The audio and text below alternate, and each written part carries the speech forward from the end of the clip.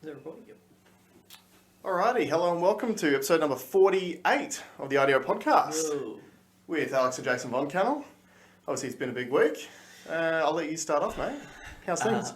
So I am going to make a bold statement, Okay. and that's that people who work at Genius Bars deserve Nobel Peace Prizes.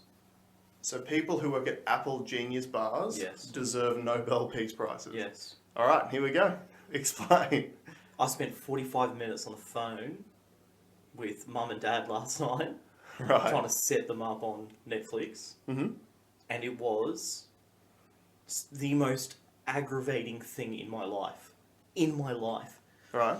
To the point where, so I tried to FaceTime Dad, Mm-hmm.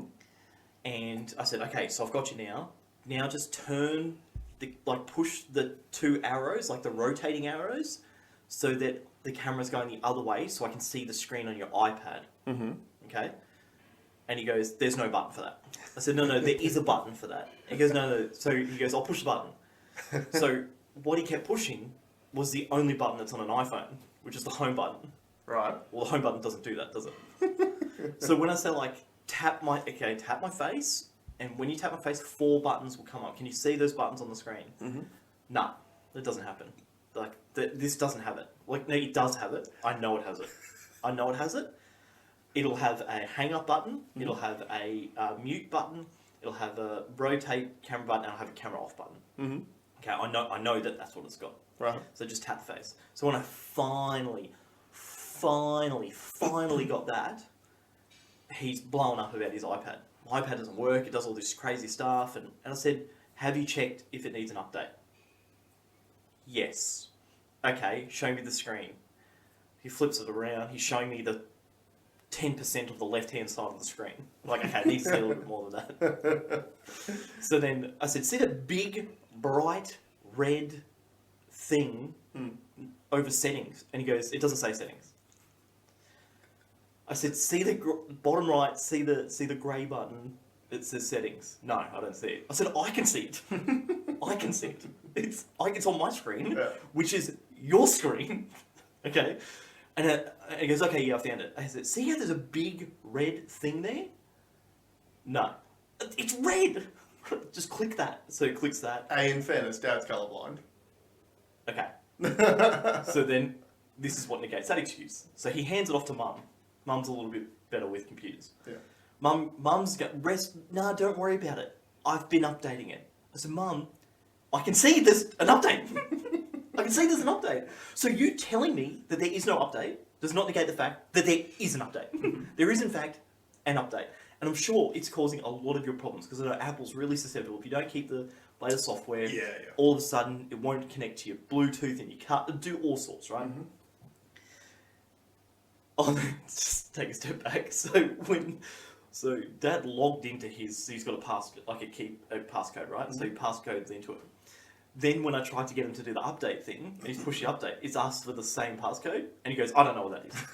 I said, you do know what that is, you just did it. No, I didn't. I've never been here before. This is the first time I've ever seen this. I said, it's exactly the same as your login thing. Just do the same thing again. He goes, I don't know what you're talking about. I'm like, you just did it 5 seconds ago. So when did this happen? Yesterday. Right. So just so you guys are aware, we're filming this on Sunday because obviously lockdown in Brisbane's over. So this happened yesterday. That's obviously the last day of lockdown. No one's left the house. Everyone's a little frustrated. Oh, dude. So then, but when Mum gets on and she's like, oh, there's no update. There is an update. I can see the update. Do the update. Oh, no, I'll just do it later. No. Do it now. Do it now, because you're not going to know how to get back here. You're not going to be able to figure it out. They were going to buy a new iPad.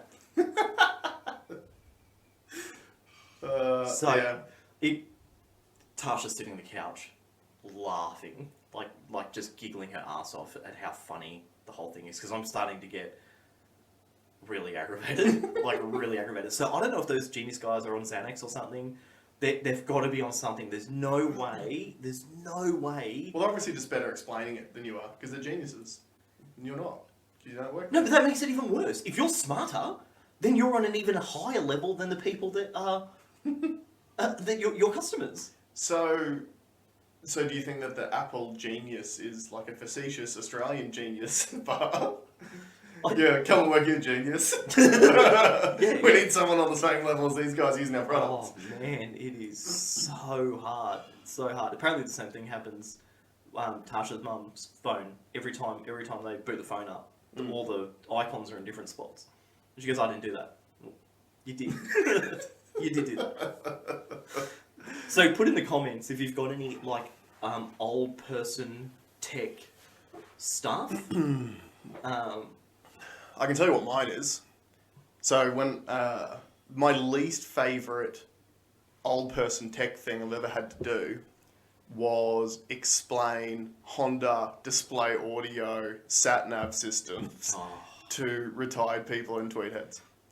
So if a lot of people won't know this, but years ago, I'm thinking 2013, 2014, around there, Honda was one of the first companies to come out with the like new age LED touchscreens that are pretty commonplace today, which have things like CarPlay, Apple CarPlay, Android Auto, all that sort of stuff. Yeah. But they came out with their own one called Display Audio, and the whole point of it was to be adaptive to using apps. And instead of just having an integrated sat-nav, which is easy to use, which that's already still a nightmare to explain to an older person how to use an integrated sat-nav. So instead of having that, they had this system where you had to have an app downloaded onto your phone, which then you plugged into the car, which then the screen was supposed to run the app. Right? But the thing is, the app didn't work initially, so then you had to download another app, which is like a bridging app, to sort of bridge the gap in software between the car and your phone. Yeah. And was GAP spelled GAPP? yeah. It was horrendous. And if any of you out there know have had one of those cars before, you'll know that system was superseded extremely quickly. They should have just gone straight to CarPlay and Android Auto. Get rid of all of it. Get rid of all of it. I remember like the amount of times I'd sell like really advanced cars with heaps and heaps of bits, and they've got their kids hanging around them, and they just want the delivery to be over. And I've had them say, literally, "Don't show me the buttons. My kids will figure it out. Like, they'll show me." Yeah. I can. So the dichotomy of selling the new Honda stuff, but also at the time selling Suzuki Altos.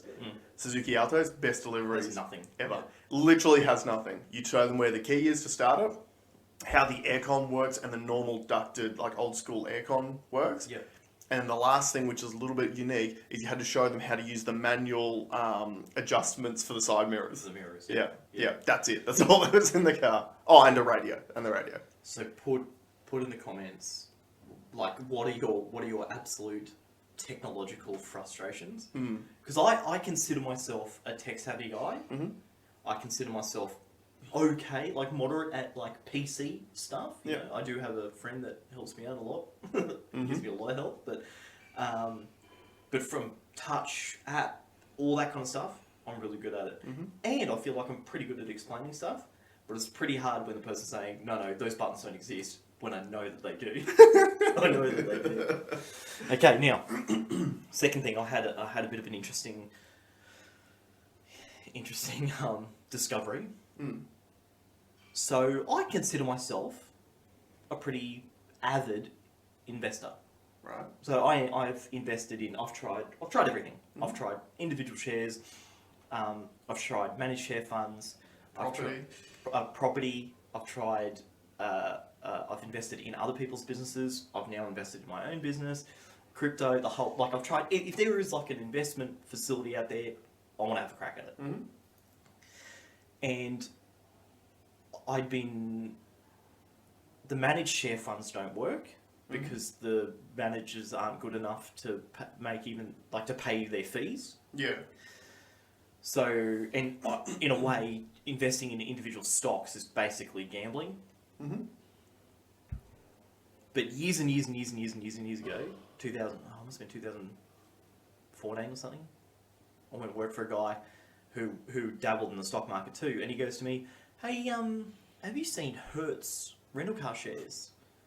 And I was like, "Oh no, having a look." And then I had a look, and it was like its whole life runs at $40 US a share. Right.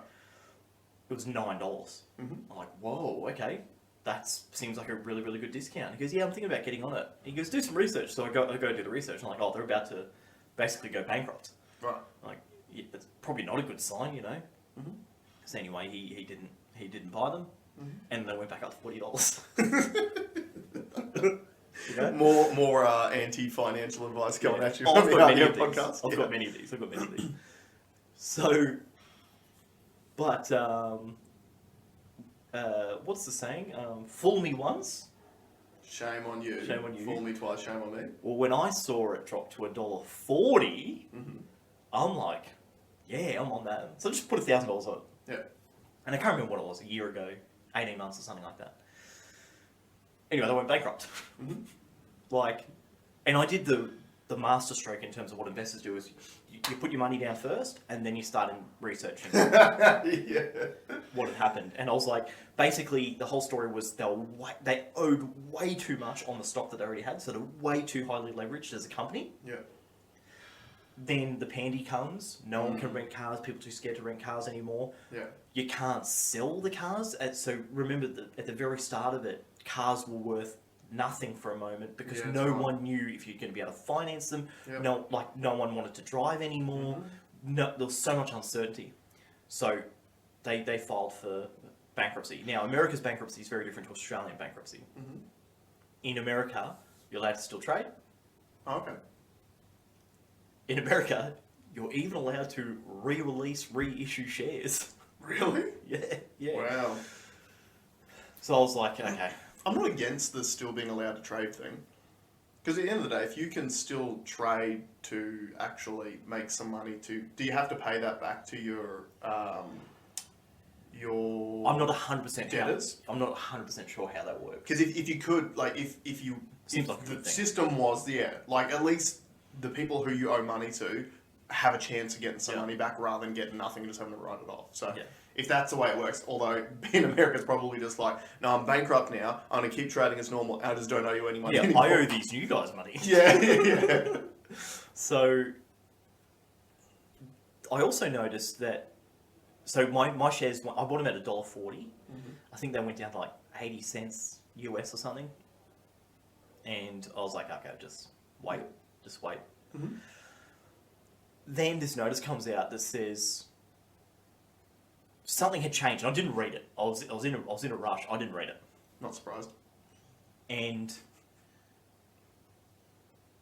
turns out they reissued different shares. So I log back into my like trading platform. Nothing there. Zero. Hertz, zero. Like, okay, there you go. Just lost $1,000. And then just forgot about it. And I've joked about, because people are going like, oh, you know, how's your crypto going? Or are you in shares? And I'm like, my shares are nothing. Like, they've gone to zero. They've gone to nothing. I hated them. I was so bitter, burnt. But my parents gave me a tip yesterday, and they wanted me to check up on it. So I'm sort of having a look around, and I log back into my trading account, which I haven't done for like 12 months. And there they are, the new ones, HDZGQ. Were you guys on FaceTime and they were telling you how to do it? Normal phone, on the wireless. So the original stock ticker was HTZ, but this new one was HDZGQ. Right. And it was there. Right. Same amount of shares? I think it was more. My platform sucks. I can't see when I originally bought them. And it's really unclear. Okay. I thought I bought 100. I bet you it's there. Call me on FaceTime later and I'll show you where it is. Yeah, right. Captain Tech over here still running the first original Xbox. Oh, I've just got a really good functioning share portfolio on the moment, so. On my tip. So I go to account. It's at $8. Yeah. Per share. Per share. So it's worth like $4,000 US. And then I did the research. Yeah. On Wednesday, they got out of bankruptcy. Yeah, right. And so now I'm going to write it because. Well, America's opening up now too, right? Yeah. So surely It'll get back to $40. Sorry, I say opening up. They've been opened up for a while. Oh, state by state. State by state, but But obviously it hurts to be in all the states that are opening up too, right? So yeah. So you do, I mean, more non-financial advice from the RDO podcast. You would assume that. Do you know another time that business would start going better? Cost like. So a great tip is if I tell you to do something, don't do it. Yeah. Or if I tell you not to do something, do it. So when I was working at Volkswagen, one of the guys goes, "Hey, Afterpay. Afterpay's $8 a share." Yeah. And I'm like, yeah, but they've got a Senate inquiry on Thursday. Like, I was pretty engaged in that thing. I was like, yeah, they've got a Senate inquiry on Thursday. We don't know where the Senate's going to come, like, where it's going to end. You know, it could be really bad. And he goes, yeah, you're right. I'll stay off it. What's it now? It's now where I bought them at, which is $119 a share. Yeah, $119. That was at $8. Another mate, he got on him at $12, and I was like, oh mate, like they're only $8 not that long ago. Yeah. And then he bought at 12, got so stressed because it took a bit of a dive, made a small loss, and now he would have 10 times his money. Yeah, and see, the tough thing about the whole Afterpay thing. So, when I invested in Afterpay was earlier this year after they had just, dived back from their peak, which was $160 a share. And I was sort of looking at it as a bit of a short-term win because I thought buying at $120, they go back up to $160. I only bought like 5 shares or something like that. So if it goes up to $160, I make $40 a share, and I keep on rolling.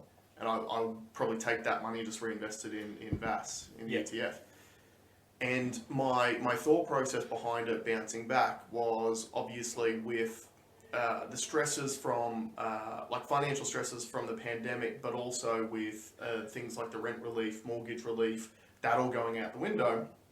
I thought people might use the product more, and therefore they might be looking for ways of financing other than things like credit cards and stuff like that.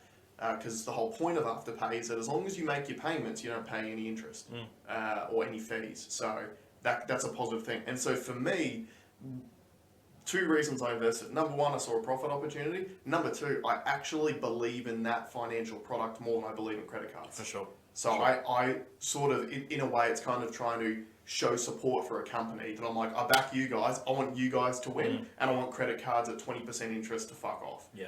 Because the amount of people that get themselves into trouble from using those things. Then, that Senate hearing that happened on Thursday, I think he asked me on Monday or the Tuesday. On Thursday, was great. They said, they basically said, to coincide with what you just mentioned, their average debt was $600 per person, whereas a credit card's average debt in Australia is $3,000. Yeah. And the delinquency rate of a credit card is 13% on average. Delinquencies of people that can't make the payments is 3% for Afterpay. Yeah. So the Senate inquiry is like, oh, it's actually teaching better financial habits. Yeah, and you just got to think about it from a perspective of what are the minimum required payments. So with Afterpay, you pay it off in 4 payments, and the minimum repayment is 25% of what you owe. With a credit card, the minimum repayment is 3% of your balance owing, because that's the interest fee typically. Yeah, as long as they get their money. So their minimum repayment, as long as you pay the minimum, you'll never get out of debt. Yeah, that's the problem with credit cards. Yeah, they just want you on the 3% minimum, and you just keep paying for nothing. Yeah, and they still email you offering you extensions to your debt as well. Not anymore. Oh, they don't? No. But I took every single one when the times were good. Every single one. Yeah. So look, Afterpay. Then after I bought it, this is something I don't know about, and you might know a lot more about it than I do. But one of the other reasons why I bought them is because they, in my belief, they had dived from 160 down to 120 because they had to raise I think I've spoken about it on the pod before, but they had to raise like $1.25 billion in capital to be able to get into the American market. So my thought was people were taking profits while they were high because you had this massive capital, and obviously it's a big risk when you're spending that kind of money too. And then I thought maybe by going into the American market, the actual share price will shoot even higher because you're exposing yourself to one of the largest markets, like economy economies in the world. And it just didn't happen. They went back the other way. So I think at one point they got down to like $78 a share. You've just explained it without realising why. It has nothing, share price has nothing to do with the performance of the company. This is what I was going to get to. It has nothing to do with it. When a company does really, really well, often the price goes down. It goes down, that's right. When it goes really bad, it goes up. And what tends to happen is there's the idea of shares, like if you're a day trader or something, is to buy it low and sell it high. Yeah. Right? Make a profit in between. Mm-hmm. That's the aim of the game. So what I find is a lot of people, when they see bad news, automatically think, okay, I'm going to get on that because that's going to be at a discounted price, whatever that price may be. Mm-hmm. Whether it is high or low, they just tend to buy it. Yeah. And when good news comes out, they think, yeah, time to take profits. Yeah, yeah. So... And it's also that thing, like you've said before, of the difference between profit and pre-profit. So if you report profit as a business, people look at that and they go, well, that's probably your ceiling. It's not getting any better than this. Yeah. But Afterpay's never turned a profit. No. They've lost money every single year and they continue to expand. And in an investor's mind, that pre-profit area, there's a lot more upside to it. Because they go... It's unlimited. Yeah, as soon as they start actually turning a profit, the actual profit... their ability to create profit could be exponential. Yeah. Because we don't know. We don't know. But they keep expanding. Because they're running at a loss. Yeah. Genius. It's so interesting. Yeah. Isn't it? So now this is not a tip, but this is what I'll be looking at on Tuesday. So they're on a trading halt at the moment. Afterpay? No. The new tip that I'm looking Oh, at. okay, yeah. Which is a nickel company in Australia called Poseidon. Right. Yeah, their stock ticker is POS, piece of shit. So we'll see. I think it closed at 11 cents on. Opened at 7. I think they've just found some nickel. Okay. So they opened at 7 cents. It's currently at 11 cents on a trading halt. Mm-hmm. So I'm gonna get on that on Tuesday. I don't think anyone should do that. No. POS.ASX. Definitely don't. I might. If depending on where Afterpay sits back when you can trade it again, if I can get out of them for what they owe me, I might switch over. Why? Because I'd rather sell my 5 shares at $120 a share and invest that into this nickel thing at 11 cents a share. Because it's a pre-profit. That's a gambling sentiment. 100%. I think Afterpay's got some legs in the long term. Yeah, It could potentially be one of the largest financial companies in the world. It was one of the biggest in Australia in 2 years. So, because you've said that, I'm going to sell my Afterpay shares and I'm going to buy into Poseidon. You can sell them to me off market at a discount. No. I do find it interesting too that a company named itself after the king of the sea that digs underground. They might dig in the ocean, I don't know.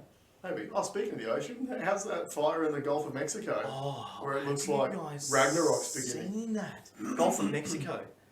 It's an oil pipeline has burst underwater and there's like an underwater fire which literally looks like the gates of hell opening up in the sea. It's amazing. And they've got ships around there hosing it. Yeah.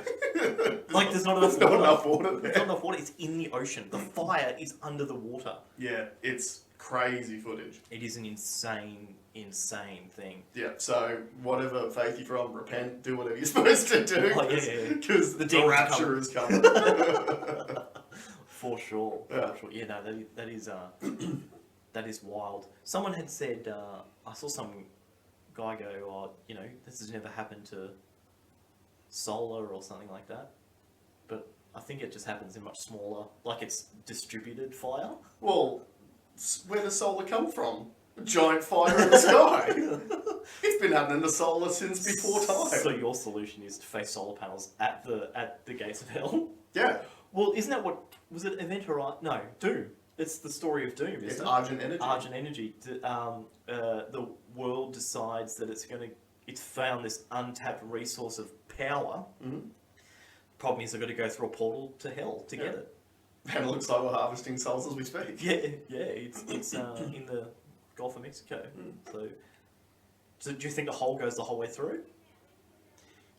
Well, I don't know. Like, it could do. Has anyone checked the other side? Can we get some boots on the ground to Has check? anyone checked the other side of the disc? Check the flat Earth? check the other side of the globe from the Gulf of Mexico.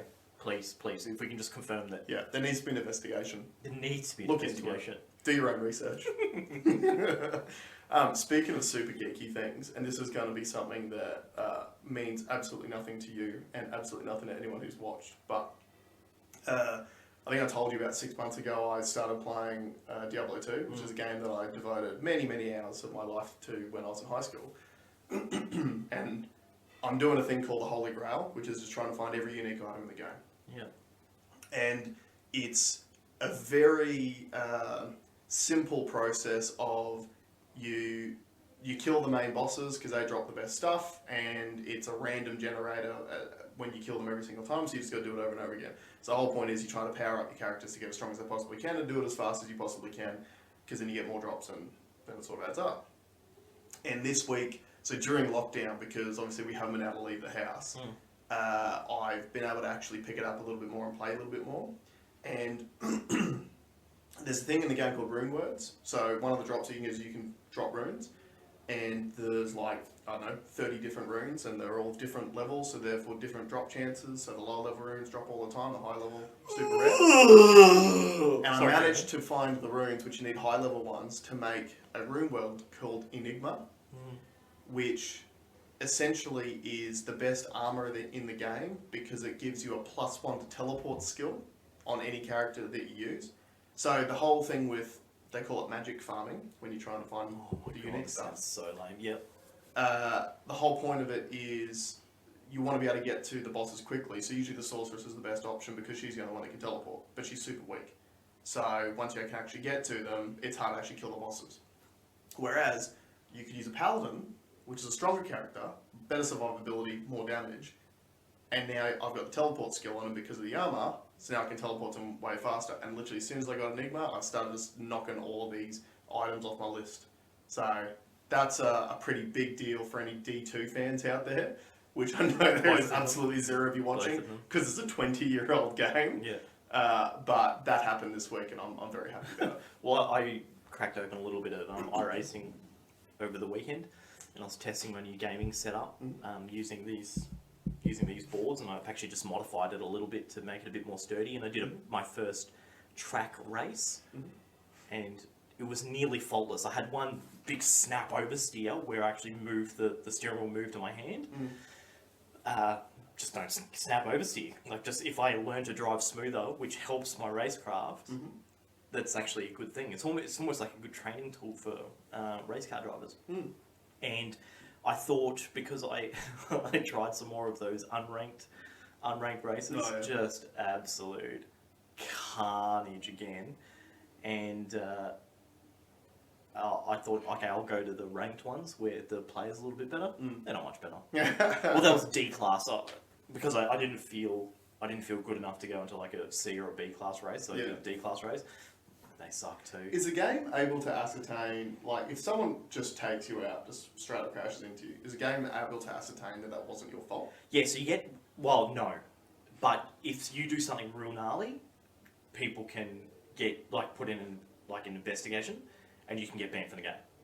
Right. So it's not like Forza or something. If you just bomb dive someone, someone complains, and they can watch the footage, watch you do it, and you're done. And there's people that get banned for set period of time. How do you get a job on the tribunal? Good question.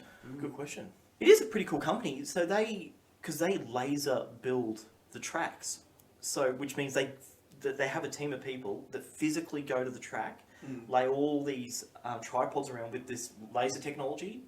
So if there was a rock that was on the track when they built it, it'll be in the game.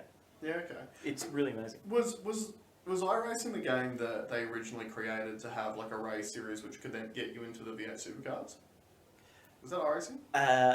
Well, I think Gran Turismo was the one that... So there's a Turismo Academy that is a PlayStation-based one, and the same sort of thing. Years ago, 3 amateur drivers that came up through the Gran Turismo Academy won the Bathurst 12 Hour. Yeah. They only led 1 lap, which was the last one. Yeah, the only one that matters. Yeah, which was amazing. I remember reading an article years and years ago. They got the guy that won the iRacing Championship 1 or 2 years in a row, and they put him in a formula car. When I say formula, it's like an open wheel, single seat race car at Road Atlanta in America to see how he went. And after he'd spewed in his helmet, he actually set a time that would have got him like on the front row. Yeah, wow. So the skills are absolutely transferable across. And like F1 drivers, they have simulator. The F1 drivers tend not to use the simulator that much, although Lewis Hamilton, because he got whipped on last week. Verstappen one, didn't he? Yeah, Verstappen one. He went on the simulators to try and find some more time, and they just did qualifying last night at the exact same track again. And is that because of COVID restrictions? They can't move around that much. They, to fit the required amount of races, they have had to do a double header at Austria. Yeah, and Hamilton's like 4th, starting 4th, which I don't think he's ever done in the hybrid era, which is insane. And so Verstappen on pole again. Lando Norris, the 21-year-old in a McLaren, who does not deserve to be that high up, 2nd. Perez, which is Max's teammates, 3rd. Then Hamilton and Bottas. So I actually think that in F1, that's really interesting to me. So I'm not a big racing fan, but this is the first time, at least that I've ever seen, where they've doubled up race after race at the same track. I want to see if they find any more time. Yeah. So it's really interesting because we look at F1, we go, these are the pinnacle, these are the best drivers on the planet. We'll give them 2 cracks, win 2 weeks at the same track. Let's see if they can find some more time. I find that as an experiment itself. Yeah. Interesting. So the way it looks is that Mercedes has made some changes to their cars that made them slower in qualifying. Now, they could be more set up for race pace. Yeah. So they talk about Saturdays is a qualifying day and Sunday is a race day. Sometimes you might set your car up like at Monaco, you set your car up for Saturday. Yeah. Because once you get to Sunday, no one can pass you because it's too narrow. Right. So you want to be on pole because then you'll just sit there for the rest of the race. Yeah. But some tracks which have heaps and heaps of passing, you might want to set your car up for Sunday and sacrifice a bit of Saturday pace. But it was a pretty exciting quality. I only watched the highlights this morning because I had to race here. But George Russell's in the 2nd slowest car on the track. So he's the one that when Hamilton got the Rona, got to race his car. Right. Led the race, got a puncture, had to come in, led the race again, had a problem with the car, had to pit the car. Yeah. So he's a young protege. I think he's 23 or something like that. Which the pit crew had to stuff his car up because they made Lewis look really bad. He's in a back running car, but they call him Mr. Saturday because he's really, really good at qualifying. And there's three levels of qualifying. So out of the 20 drivers, only the first 15 make it into Q2, and then only the top 10 make it to Q3. So for Williams to get into the Q2 is an amazing effort. This is the first time he got into Q3. Not only did he get into Q3, he's starting 9th. So it's not even like he just scraped in by the skin of his teeth. Yeah, he beat someone. He beat someone in Q3. So that's an amazing thing for them, and amazing for Lando. Lando Norris's teammates, Daniel Ricciardo, our favourite, 14th. Yeah. He can't get this car to work. Yeah, okay. And young Lando's just ripping it up. And he's funny too. He goes, so Max Verstappen, this is kind of Max's home race. It's in Austria, which is, must have a large Dutch population. Right. Because Max Verstappen is Dutch. And they wear all his orange. McLaren's orange. So Lando goes, it's great to see all the McLaren fans here, not Max fans, like McLaren fans. Like he's just a he's just a cool cat. Here's a question for you. A psychological question about F1. Because Daniel Ricciardo, I find where he's at very interesting. How old is he now? He'd be 30, wouldn't he? Yeah. Oh, he just had a birthday. Yeah. About 30? Maybe just over. Yeah. So, one of the hallmarks of Ricciardo, at least early on in his career, was, to me, he was one of the best racers. He was very good at passing people. Excuse me. But, and this is the thought that's literally just popped into my mind, is the reason why a lot of these young guys, is the reason why they overachieve because their frontal cortex hasn't fully developed until they're 25, so they actually know less fear than the other drivers, which maybe means that they make riskier moves, so you got to risk it for the biscuit, right? Like, I can still remember being 17, 18, just getting my license and driving like an absolute maniac and thinking it was normal. And I wonder if that transfers to that top level. It's the same but a little bit different. So what I would say is that being younger means that you grow up and are consumed by the latest versions of the tyres, the engines, the... Okay. So Ricciardo started Formula One during the V8 era. Yep. So he's raced the V8s and then moved to the turbo hybrid era. Is very different. Lando Norris only knows turbo hybrid. Yeah, okay. A mate of mine race motorbikes professionally, and he said these young guys that are coming through, the tyre technology is what's changed so much. Right. So whereas when he grew up, the tyres sucked, so you had to, the way that you rode the bike is very different to now, where you've seen crashes where they've low-sided the bike, so it's sliding on its side, and they can put the tyre back on the road and pick it back up, pick it back up again at speed because the tyres grip so much. Yep. He said back when he was young, you couldn't do that. If you're down, you're down. Whereas these guys know that there's a high limit, a threshold, and they're just used to it. Yeah. And they're just used to it, and they just live there all the time. Yeah. So there is a bit of that. But I would say, to Lando's credit, he doesn't really make mistakes. Right. And one of the criticisms that they had was that he was not aggressive enough. Right. Okay. So he'd almost be intimidated by the people that are around him. Because that's the big thing, right? You've got Fernando Alonso behind you, two-time world champion, aggressive, Latin, fiery winner behind you.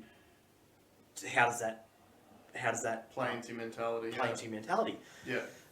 You see that a lot in. I see that a lot in MMA when you have a young up and comer who's got all the promise in the world get matched up against a legend, and it's like they just respect them that little bit too much. Yeah. And they don't have they could probably steamroll these guys a lot of the time, but they don't because it's that extra split second of indecision because in a way, I mean, you know what it's like, you grow up with idols. Imagine having to fight someone that you respect. Yeah. I don't want to punch you in the face. I don't want to hurt you. Yeah. Like, you're the man. Yeah. You know? And then that negative self-talk, I shouldn't be here, this guy's so much better than me. Yeah. I don't deserve it. I find that psychological stuff really interesting. Yeah, and it definitely plays out in Formula One. And you'll notice...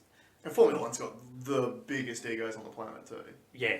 And the mind games and the... This is what was interesting. I was listening to some of the post-race interviews, and a couple of the teams were separated. In a perfect world, you'd see Red Bull, Mercedes, McLaren, Ferrari, like that, because the cars are basically the same in the team. And the drivers, if the drivers are so good that they are at the limit of what the car can do, that's where they should stack up. Yeah. But there's quite a few split ones. Okay. And they're talking to the drivers, and the Lando Daniel one's a big one. 2nd to 14th. That's a massive difference. So the commentator goes to Daniel, well, will you speak to Lando about some advice on how to get the most out of the car? Yeah, and he goes, drivers don't talk like that. Yeah. They'll go to these briefings and not tell certain information because they need to keep it for them. And that's just that competitive edge you have. It's a team sport, but it's not. Yeah, it's interesting. Which is really interesting.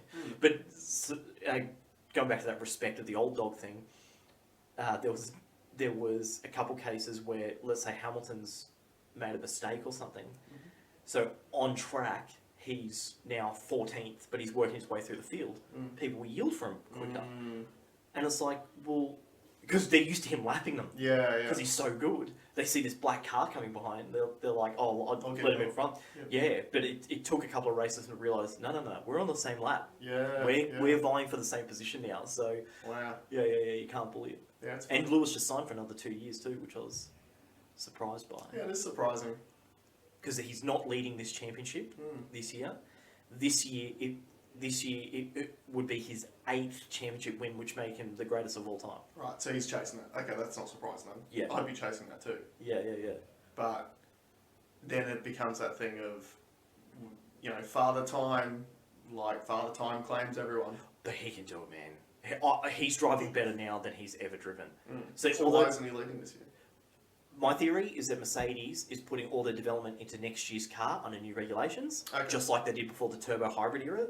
Right. They literally they tanked 2 years of racing prior to the new regs. That would make sense if Lewis has signed back on again with them too. Yeah. So I think I know we've got this coming next year, so let's just focus on that. I think if anything, they've divested out of this year.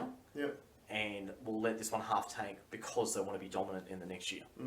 Whereas Red Bull's probably spent a little bit more money on this year.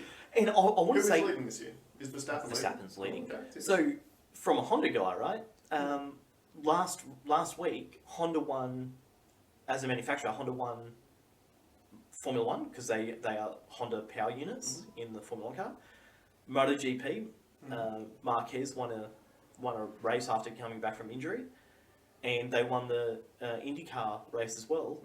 And Honda's leaving Formula One. Yeah.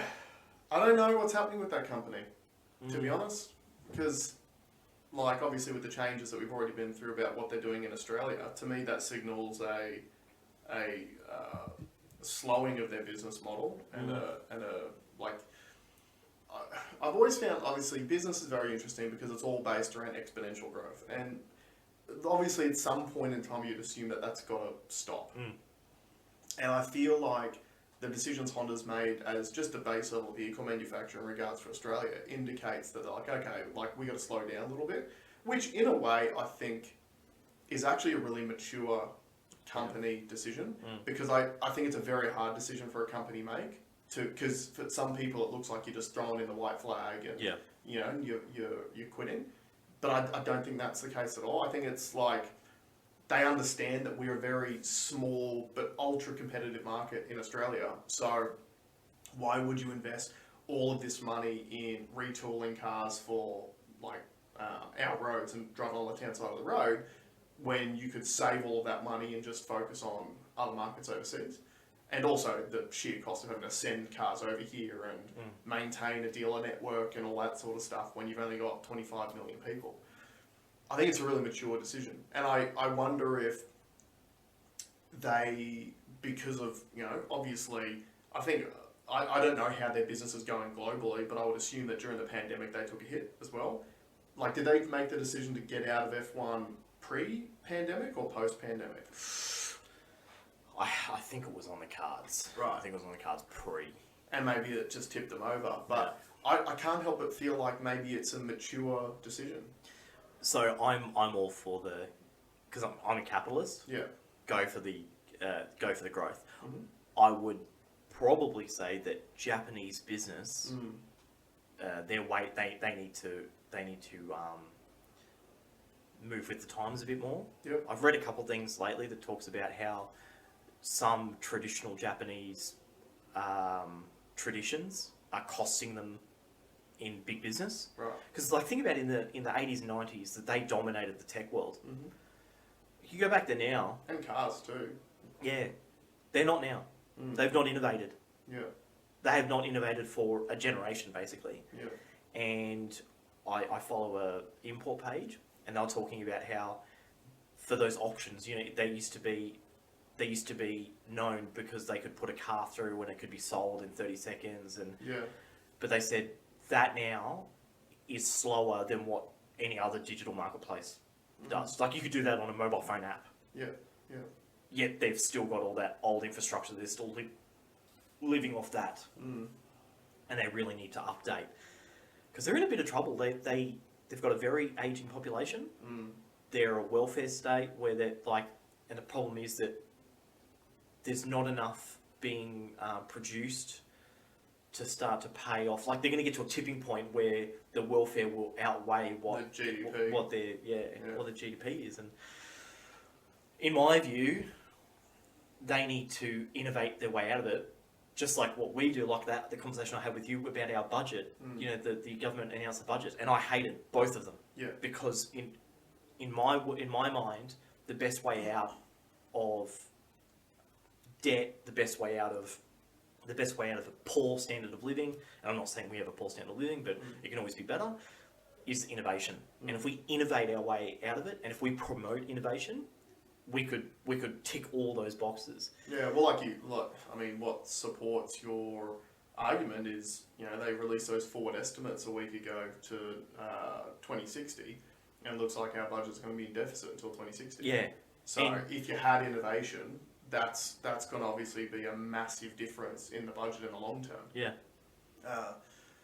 Yeah, it's interesting with Japan because they've got a whole host of other issues that are contributing to it as well, right? Like as a population, they are an extremely hardworking but also an extremely isolated sort of population.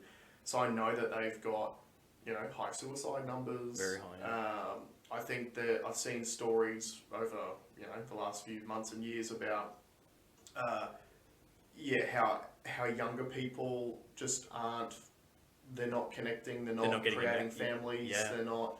And look, that's... They don't want to date. Yeah, and those like, I guess you could say traditional values of, you know, meet a partner, buy a house, have a family, seem to be going out the window all across the world.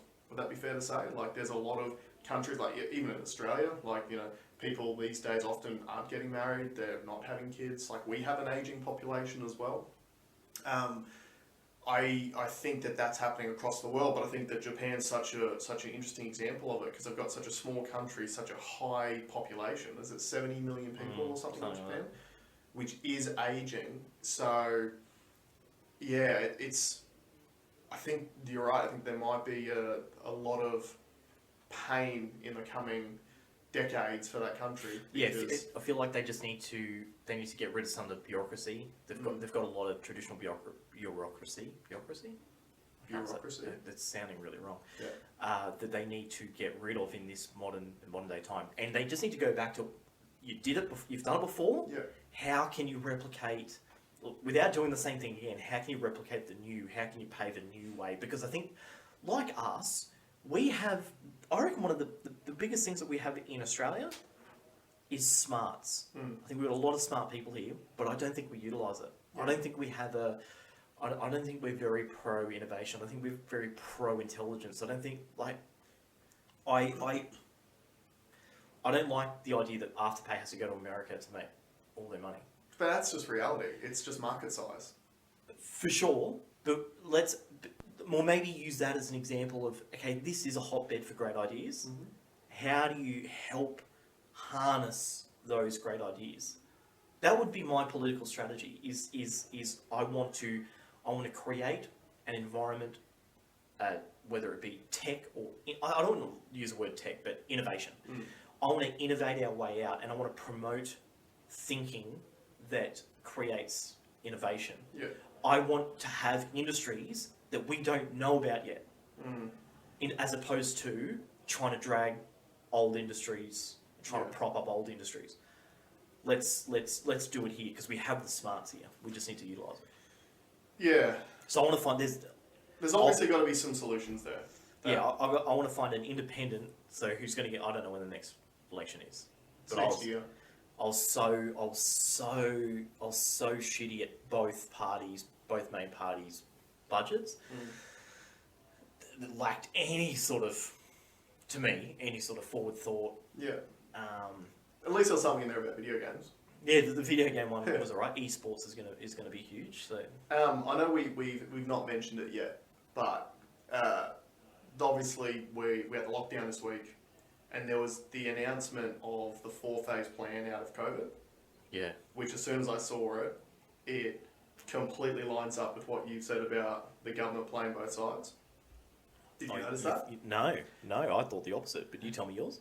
Well,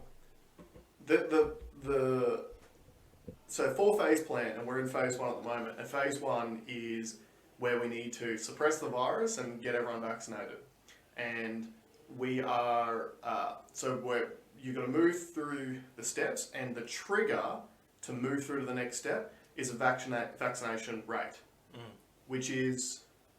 Oh, that didn't say? Which I haven't said. Yeah, okay. So, in other words, it's exactly like what you said. Yeah. Looks like we're going in the right direction of everyone has to get vaccinated. We can only proceed to the next level if the vaccination threshold hits a certain percentage, of which we have not divulged, of which will be a scientific number, not a political number. And as someone who has been in sales for a long, long time, whenever someone goes, I'm not lying to you, it usually means is followed by a lie. Yeah. So when they have to actually say, it'll be a scientific number, but not a political number, of course it's going to be a political number. Because at the end of the day, if they come out and they say, all right, it's got to be a 90% vaccination rate, the whole of Australia's going to go, we're never going to get there. So we're stuck. Yeah. Right? And a similar thing happened in America at the beginning of the vaccine rollout with Fauci. And Fauci's went on multiple different news services, and everyone asked him, all right, so what's the threshold for herd immunity? What is it? And it was like, start off at like 65%, and then it was 70%. And then as people went out and got vaccinated, he kept moving the goalposts higher and higher, that's sales, not science. Yeah. Right? A science person would go, this is the number. And if we can get to that number, we're there. A salesperson will start you low, and then they'll just keep moving you up. Like, it's like a negotiation, right? Yeah. So I'm going to start at my number, and I'm going to keep moving up towards... Look what happens to people that try to use the science and quote the science, like our Queensland. Yeah, well, see, that was very interesting that happened this week, because obviously there was a fairly public discussion on our last week's podcast and YouTube comments. And one of the things I mentioned was that it's really difficult to trust the science when the science constantly changes. And then literally the next day, you had the stoush between the PM saying, if you're under 40, go and talk to your GP and you can get AstraZeneca as long as you sign a waiver. And then you had the Dr Jeanette Young, the Queensland Chief Health Officer, who's in power until April next year, come out saying she doesn't want anyone under 40 getting AstraZeneca. She wants them to get Pfizer because it's the preferred vaccine. And she literally said, I don't want an 18-year-old dying of blood clots from AstraZeneca who, if they got COVID, they probably wouldn't die. Yeah. So I thought about this during the week, and I wasn't actually going to bring it up, but we're here. And I thought of an analogy, and it's very interesting, because like you said, there's science like I said, there's science and then there's sales, right? And from a very early on period during this pandemic, we just had the message constantly rammed down our throats of trust the science, trust the science, trust the science. And that was from the bat soup story to cover up the lab leak theory, which has been proven to be incorrect, which you'll see the news has stopped talking about. We don't hear about that anymore. You had, hey, trust Dr. Fauci. He was on our TV almost every day, even in Australia. You don't see Fauci on TV anymore because his emails got released, which showed that he was lying. You've had Bill Gates on TV almost every day. We don't see him anymore. They say it's because of the divorce between him and Melinda.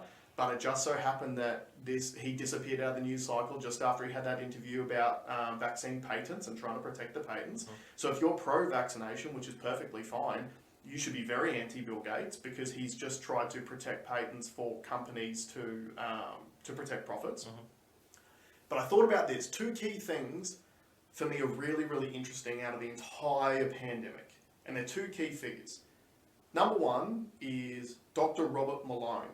So Dr. Robert Malone is the guy who created mRNA technology. And Dr. Robert Malone was on Bret Weinstein's DarkHorse Podcast, and he was detailing the issues with the mRNA technology and was stating things along the lines of, we don't know how safe it is long term. We don't know what the long-term effects are. He was explaining how there was a Japanese study on the Pfizer vaccine, which came out to the medical community but not the public, which was showing that, so when you get a vaccine injected into your shoulder, it's supposed to stay in your shoulder, and your body can sense that it's in there. It creates the antibodies based on what's in there, and then obviously that's where your immune response comes from. The problem with these mRNA vaccines is they did this study in Japan, which has shown that they're not staying localized in your shoulder, it's actually moving around your body. And in women, it's actually moving a lot into their ovaries, which can cause reproductive issues, right? So that particular video was one of the reasons why Bret Weinstein's YouTube channel has now been completely demonetized for spreading medical misinformation. Now you got to think, this is the creator of the technology. The guy who created the technology has said this may not be safe moving forwards. We need to do more testing, right? That's number one. Yeah. Number two, I can't remember this guy's name off the top of my head. It's going to drive me mental. The guy who created the PCR test. Oh yeah, he's passed away. Right, so the guy who created the PCR test passed away in 2019, but there are videos of him speaking about it where, so PCR is not a yes you're positive or no you're not positive. PCR, the way it works, it's an amplification process, and they use a thing they call cycles. So essentially what you're doing is you are targeting like a specific, say, genomic sequence that you'd only find in COVID, for example. And what you're doing is every cycle, it amplifies that, like so it doubles it. So cycle 1, you're amplifying from 1 to 2. Cycle 2, 2 to 4. Cycle 3, 4 to 8.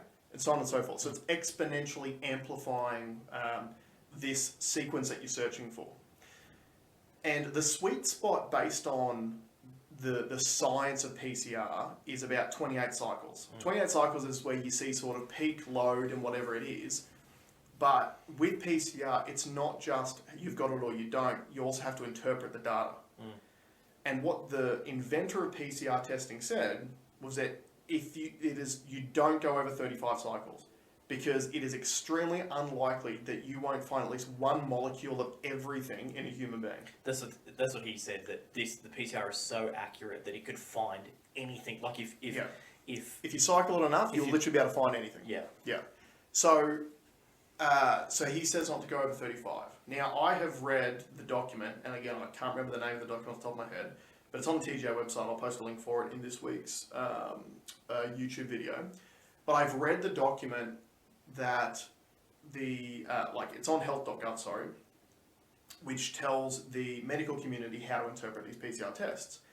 And it explicitly states in the document that in most cases, they use between 35 and 45 cycles. Yeah, and you sent me the document, and the graph that's used as an example does not even go to 45. Yeah, the graph doesn't. That's right, it goes to 40. Yeah, it goes to 40. Yeah, but they use between 35 and 45 cycles. Yeah.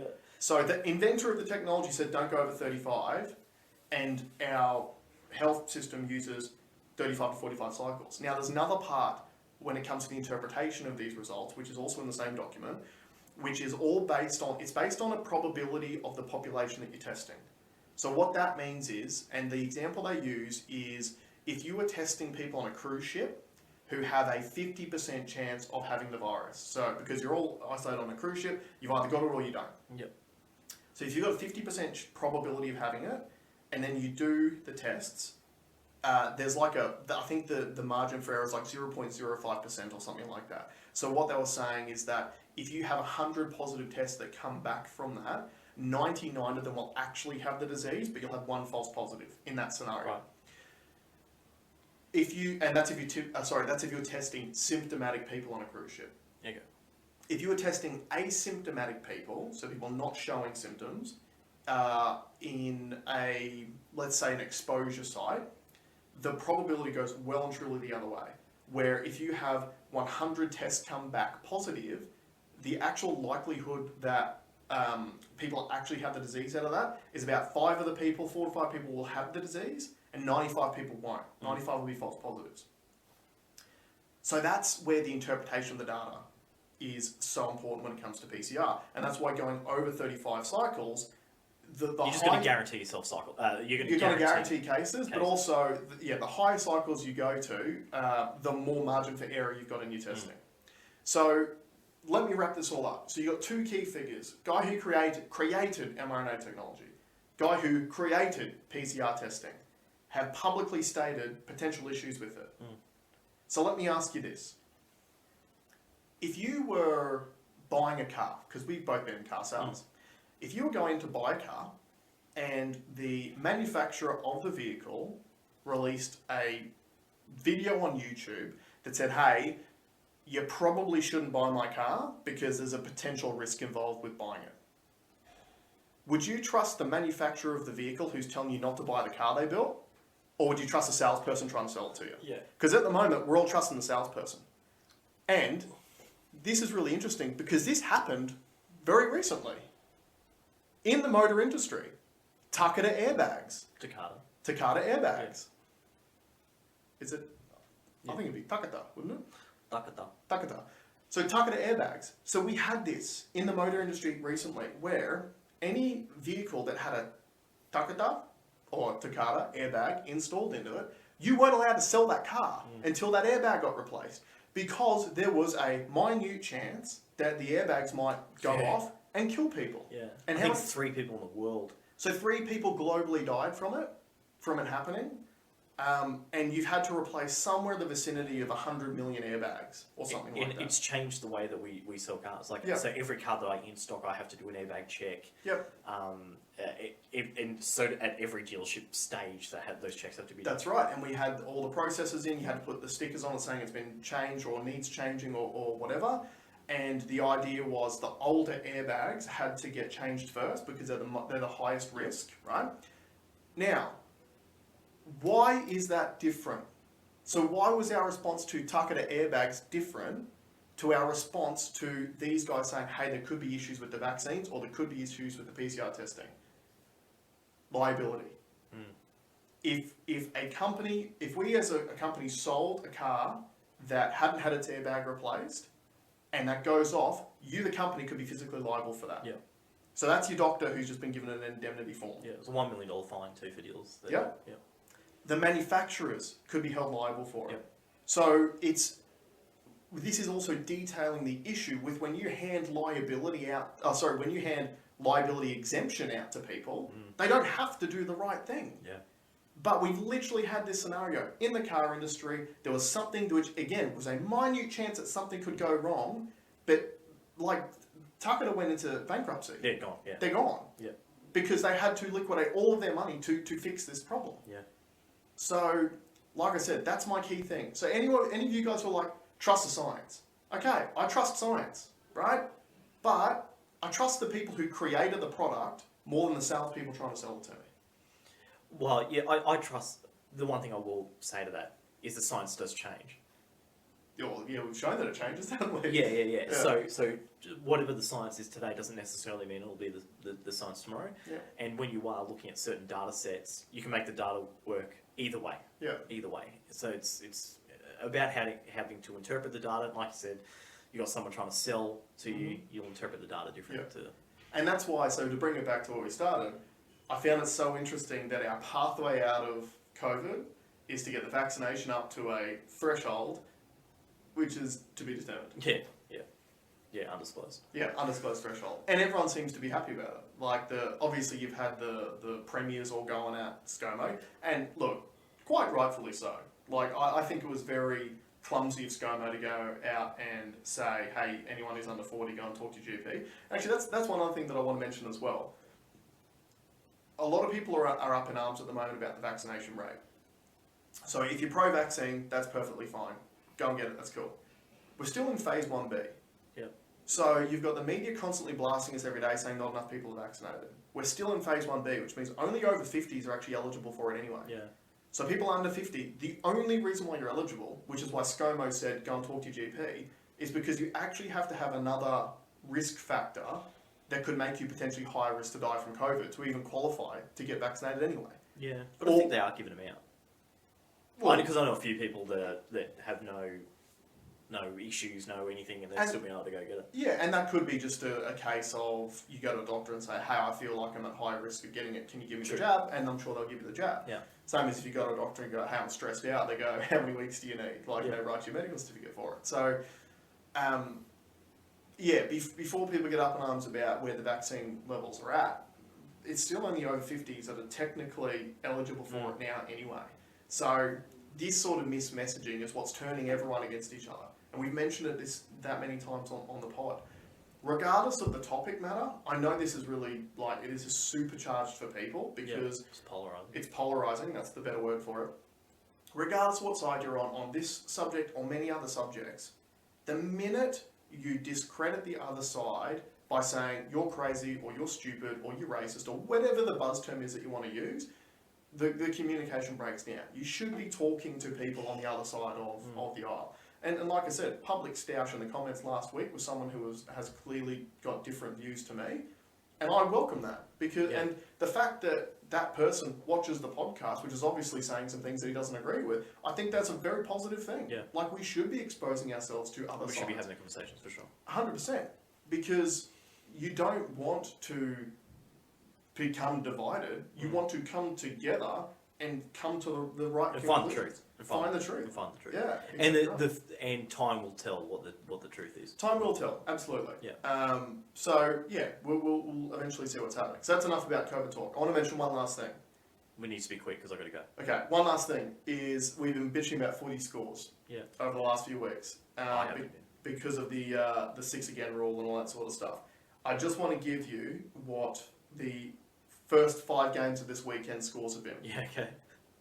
So the 2 games on Friday night were unbelievable. They both were 1-point games. One went to Golden Point. The other one was won by field goal. I think it was the last 2 minutes or last minute of the game. Phenomenal games. Fantastic. Here are the other 4 games. So Thursday night, Storm beat the Roosters 46-0. Now, the Roosters are a good squad too. Yeah. Right? Yeah.